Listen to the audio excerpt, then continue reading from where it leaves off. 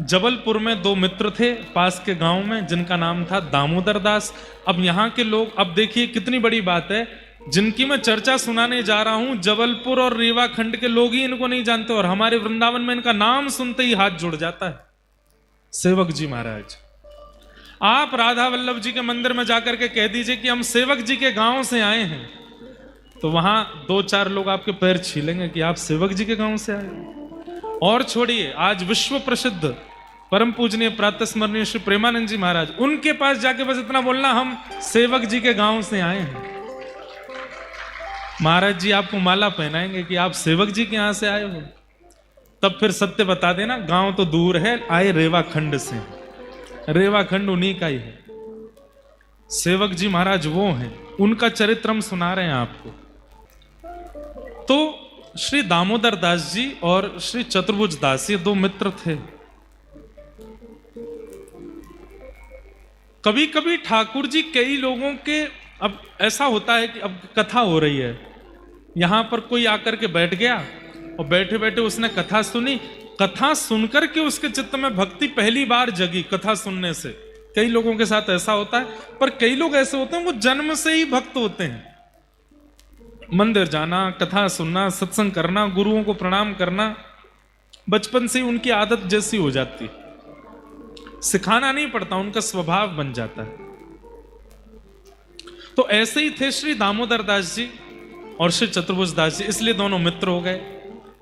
आप दोनों का नियम था कि जबलपुर में कोई भी संत जन पधारते, उनको प्रणाम करके निमंत्रित करना कि आप हमारी कुटिया के पास, घर के पास चलो, वहीं बैठ करके आप कुछ सत्संग करो, वहीं हम आपको प्रसाद पवाएंगे, एक रात्रि हमको सेवा का अवसर दो, कल आप आगे निकल जाना। ऐसी प्रसिद्धि हो गई कि अब जो कोई भी आता है जबलपुर क्षेत्र में, उसे इन्हीं के यहां जाते, दामोदर दास जी के यहां।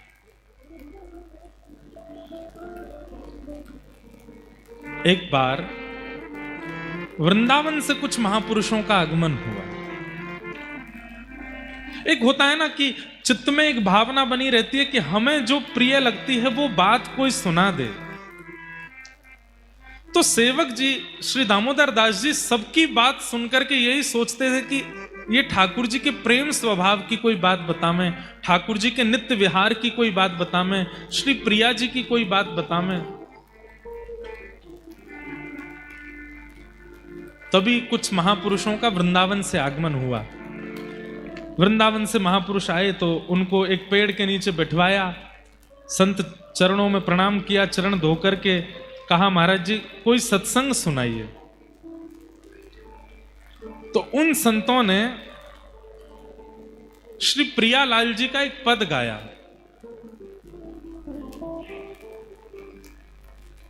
बसो मोरे नैनन में दो चंद, बसो मोरे नैनन में दो चंद, बसो मोरे नैनन में दो चंद, बसो मोरे नैनन में दो चंद। श्री हितरवंश महाप्रभु कहते हैं, ठाकुर जी ने हमको दो आंखें क्यों दी? एक आंख से भी देखा जा सकता था, फिर दो क्यों दी? तब महाप्रभु जी श्री हितरवंश महाप्रभु कहते हैं, ताकि एक नेत्र में श्याम सुंदर विराजें और दूसरे नेत्र में किशोरी जी विराजें। दो लोग आवेंगे तो द्वार बड़े होने चाहिए ना, इसलिए भगवान ने हमको दो द्वार दिए ताकि दोनों विराजें। अकेले ठाकुर जी होते तो एक आंख से भी काम चल सकता था, पूरी दुनिया एक आंख से भी देखी जा सकती, पर दो नेत्र क्यों?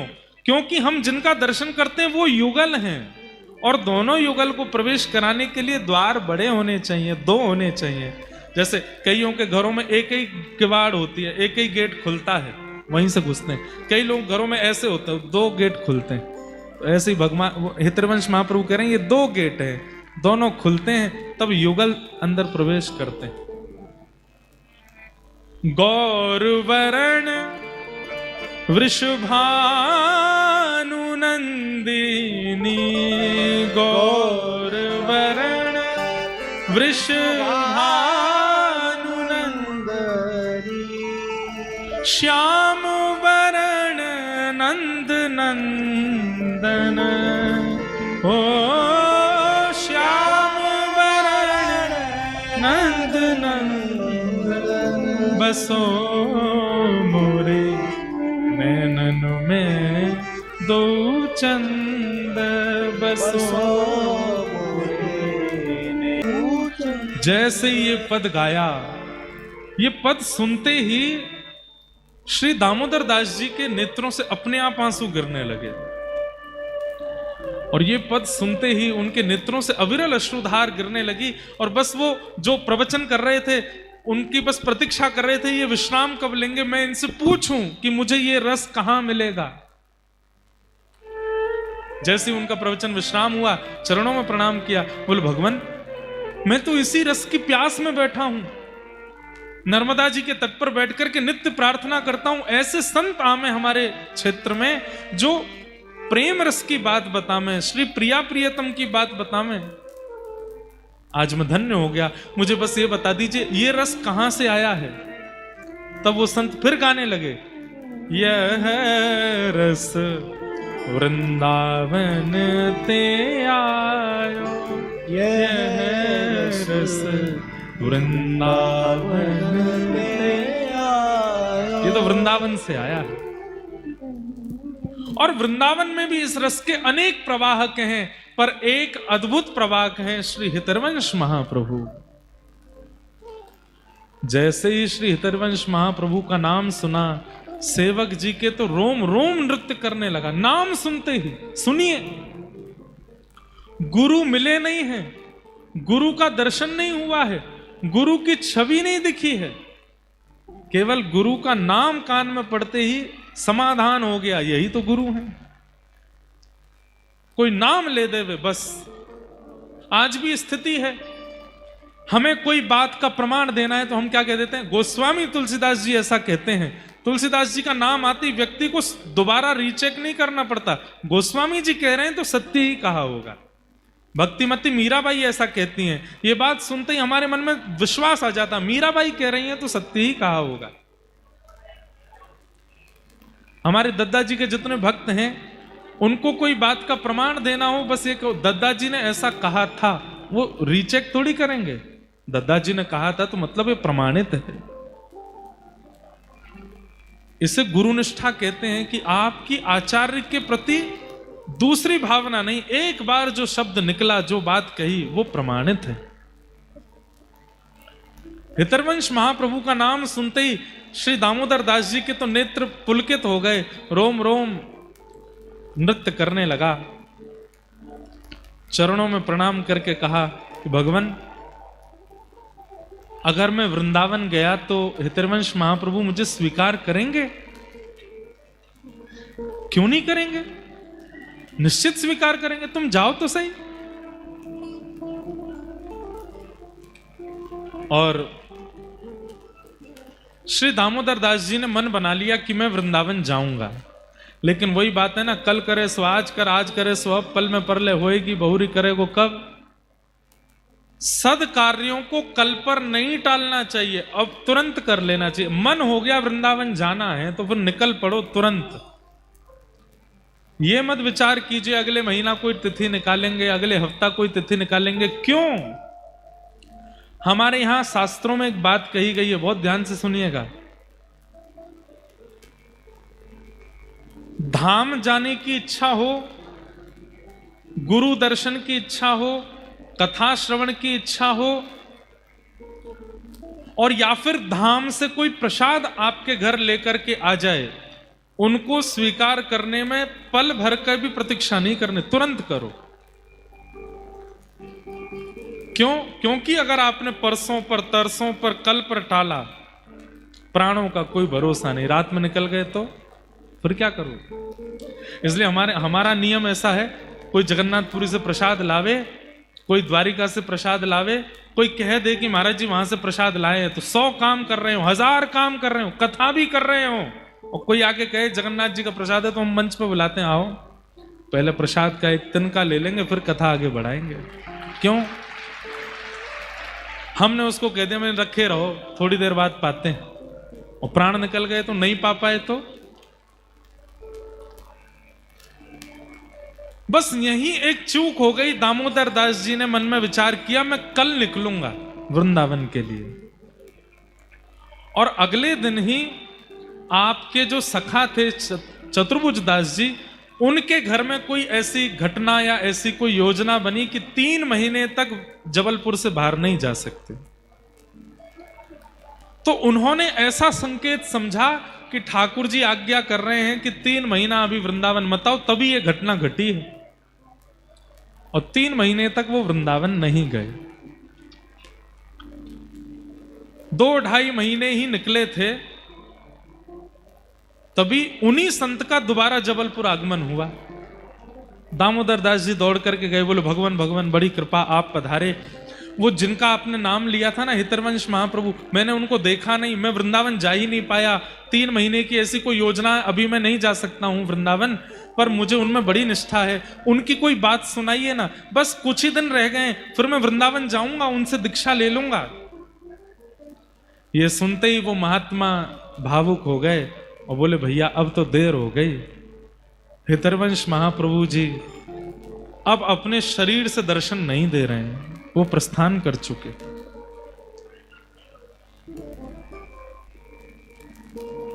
उस समय ऐसी स्थिति हो गई दामोदर दास जी की, 2 महीने से रोज चिंतन कर रहे हैं और बिना गुरु मंत्र के ही गाते थे, प्राण हरिवंश जीवन हरिवंश, प्राण हरिवंश जीवन हरिवंश। अब मैं जाऊंगा और श्री हितरवंश महाप्रभु से दीक्षा लूंगा, वो मुझ पर कृपा करेंगे, फिर वो रस मुझे भी मिलेगा जो सबको मिला है। लेकिन जैसे ही पता चला कि महाप्रभु जी अब शरीर से नहीं विराज रहे, नर्मदा जी की ओर दौड़ने लगे, प्राण त्यागने की भावना से, बस कि अब मैं प्राण त्याग दूंगा, ये क्या अनर्थ हो गया मेरे साथ। अरे मैंने कल पर क्यों टाला, उसी समय वृंदावन चला गया होता तो कल क्या होगा ये मुझे पता नहीं चलता, लेकिन कम से कम जाके मेरी दीक्षा तो होती, मुझे गुरु तो प्राप्त हो जाते। तभी उन संत ने कहा देखो हितरवंश महाप्रभु तो नहीं है वहां पर, लेकिन उनके पुत्र वनचंद्र जी हैं, तुम चाहो तो उनसे दीक्षा ले सकते हो, वही रस वही परंपरा वही भावना सब आपको तुमको वहां से प्राप्त हो जाएगी। तो ये सुनकर के जो दूसरे इनके सखा थे चतुर्भुज दास जी, वो तो चले गए वृंदावन, लेकिन दामोदर दास जी ने प्रण ले लिया मैं वृंदावन नहीं जाऊंगा, मेरे गुरु तो वही हैं। और नर्मदा जी के तट पर दोनों भुजा ऊपर करके बैठ गए और बोले मैं आज प्रतिज्ञा लेता हूं, अगले 10 दिन तक आकाश को साक्षी मानता हूं, वायु को साक्षी मानता हूं, जल रूपी नर्मदा जी को साक्षी मानता हूं, आप सब प्रकृति की साक्षी मानता हूं, और आप सबसे प्रार्थना करता हूं मेरे गुरुदेव श्री हितरवंश महाप्रभु जी जब तक नहीं आएंगे मैं दीक्षा नहीं लूंगा, और 10 दिन में अगर उनका प्राकट्य नहीं हुआ तो मैं अपने शरीर का त्याग कर दूंगा। और दोनों भुजा ऊपर उठा करके सूर्य की ओर दृष्टि करके श्री दामोदर दास जी नर्मदा जी के तट पर बैठ गए। इसे कहते हैं गुरु निष्ठा। 4 दिन बीते, 4 दिन बीते, भुजाएं ऊपर हैं, बस नेत्रों से अविरल अश्रुधार गिर रही है, ना कुछ खा रहे हैं ना कुछ पी रहे हैं ना कुछ प्राप्त कर रहे हैं, बस मेरे गुरु प्रकट हों, मेरे गुरु। और किसी ने उनसे कहा गुरु जी एक बार जाने के बाद नहीं आते, ध्यान से सुनिएगा, किसी ने उनसे कहा कि गुरु जी एक बार चले जाने के बाद, शरीर से अदृश्य होने के बाद दोबारा नहीं आते। तो सेवक जी महाराज बोले, दामोदर दास जी बोले क्यों, ठाकुर जी तो बार बार प्रकट होते हैं, प्रहलाद के लिए प्रकट हुए, ध्रुव के लिए प्रकट हुए, मीराबाई के लिए प्रकट हुए, सूरदास के लिए प्रकट हुए, भगवान जब इतनी बार प्रकट हो सकते हैं तो मैं जिन गुरु को भगवान के समान मानता हूं वो दोबारा प्रकट क्यों नहीं हो सकते, वो भी प्रकट होंगे। और यदि वो प्रकट नहीं हो सकते तो फिर शास्त्रों में गुरु साक्षात परब्रह्म क्यों लिखा है। गुरु को अगर परब्रह्म कहा है तो परब्रह्म तो अनेक बार प्रकट होता है, शरीर से एक बार जाने के बाद उनका पुनः प्राकट क्यों नहीं हो सकता। और मुझे मत समझाइए मैं अपने गुरु को परब्रह्म मानता हूं और परब्रह्म एक बार नहीं आता, अनेक बार आता है अपने शिष्यों के लिए, और मेरे गुरु आएंगे। और पुनः भुजा उठा करके फिर से तप में बैठ गए, अन्न जल सब छोड़ दिया, पूरी प्रकृति को साक्षी बना दिया कि आप लेकर के आओ मेरे गुरु को। बंधुओं, आज भी जाइएगा जबलपुर के पास गणा में, आपको वहां अनुभव होगा, वहां के किसी आचार्य से पूछ लीजिएगा तो वो आपको दिखाएंगे। साक्षात यमुना जी प्रकट हो गए, साक्षात वृंदावन प्रकट हो गया, साक्षात मयूर कोकिल करने लगे, वृंदावन की सघन कुंज प्रकट हो गई, राधे श्याम राधे श्याम राधे श्याम का कीर्तन गुंजायमान होने लगा। श्री वृंदावन बिहारी लाल, श्री राधा वल्लभ लाल, श्री राधा रमण लाल, जितने वृंदावन के ठाकुर हैं सब प्रकट हो गए। और सबके बीच में हितरवंश महाप्रभु प्रकट हो गए और सामने आकर के खड़े हो गए सेवक जी के। उनका नाम सेवक जी बाद में पड़ा, अभी तो दामोदर दास। और प्रकट होकर के हृदय से लगा लिया, तुम्हारी भक्ति से मैं बहुत प्रसन्न हूं, तुम्हारी निष्ठा से मैं बहुत प्रसन्न हूं। और संपूर्ण दीक्षा प्रदान की, मंत्र प्रदान किया, तिलक प्रदान किया। और हित चतुरासी जी, जिनका पाठ हित संप्रदाय में होता है, वो चतुरासी जी प्रदान की और कहा अब तुम्हारी दीक्षा हो गई, अब तुम प्रेम से विराजो। कलिकाल में ऐसा पहली बार हुआ कि एक शिष्य ने अपने शिष्यत्व से, देह से चले गए गुरुदेव को पुनः प्रकट कर दिया और प्रकट करके उनसे दीक्षा ले ली। और दीक्षा देने के बाद हितरवंश महाप्रभु फिर प्रस्थान कर गए। आज भी गड़ा में जहां प्रकट हुए महाप्रभु जी, वहां पे आज भी यमुना जी हैं, ऐसा बताते हैं, यहां यमुना जी हैं। वहीं सारे वन आदि, वन्य प्रदेश, वृंदावन जैसा सब कुछ, वहां पर ठाकुर जी का स्वरूप भी विराजमान है, सब कुछ है। और उन्हीं ने नामकरण कर दिया कि आज से तुम्हारा नाम सेवक, अब तुम सेवक हो। तब सेवक जी ने हितरवंश महाप्रभु का वर्णन किया, उसी को सेवक वाणी कहते हैं। आज भी हित संप्रदाय में हित चतुरासी जी और सेवक वाणी जी दोनों का एक साथ पाठ होता है राधा वल्लभी परंपरा में। ये यश वृंदावन पहुंच गया और वृंदावन में सबको पता चला कि हितरवंश महाप्रभु अदृश्य होने के बाद फिर प्रकट हो गए जबलपुर के पास में। किसके लिए प्रकट हुए? बोले दामोदर दास जी के लिए हुए और उनका नाम सेवक जी रखा।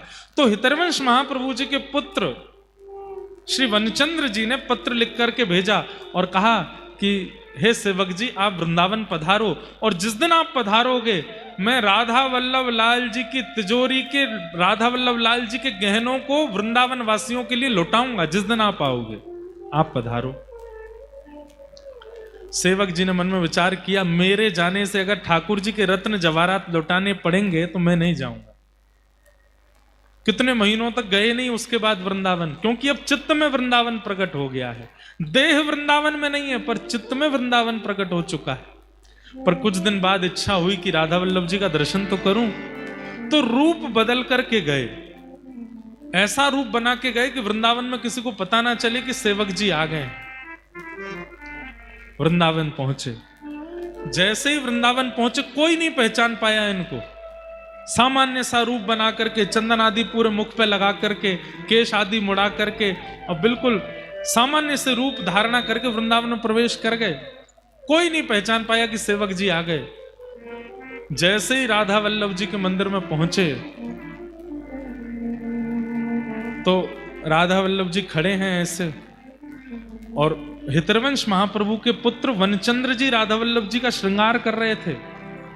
और तभी राधा वल्लभ जी के नेत्र जो अचल हैं, जो एक ही तरफ देखते रहते हैं, वो मटकने लगे ऐसे, इधर उधर ठाकुर जी अपने नेत्र मटकाने लगे। जैसे ही नेत्र मटके तो वनचंद्र जी सावधान, जय जय, कहा भयो, आप अपने नेत्र क्यों मटका रहे हो?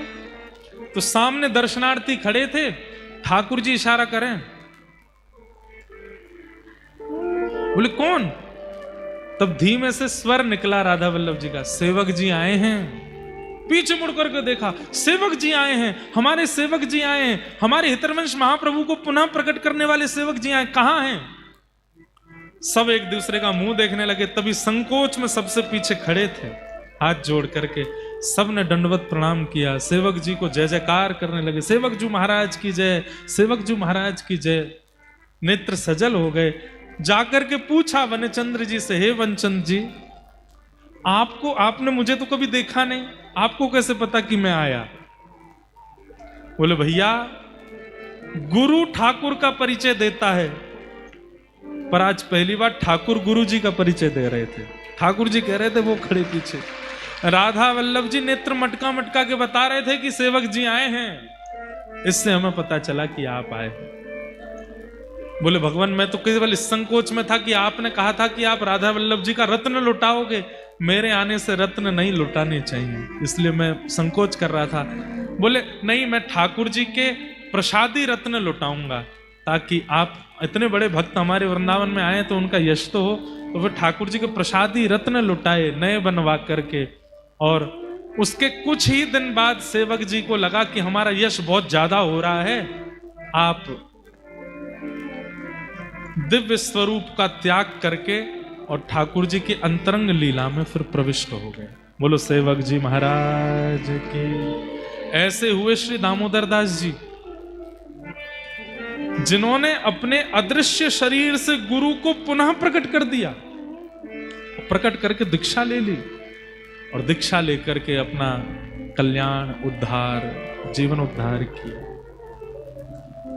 ऐसे श्री दामोदर दास जी, श्री सेवक जी महाराज आपके ही इस क्षेत्र के हैं, इसलिए आप सबको उनके भाव से हम प्रणाम करते हैं कि जहां वृंदावन के अलावा पुनः वृंदावन अगर प्रकट हुआ तो वो रेवा खंड में हुआ, नर्मदा जी के तट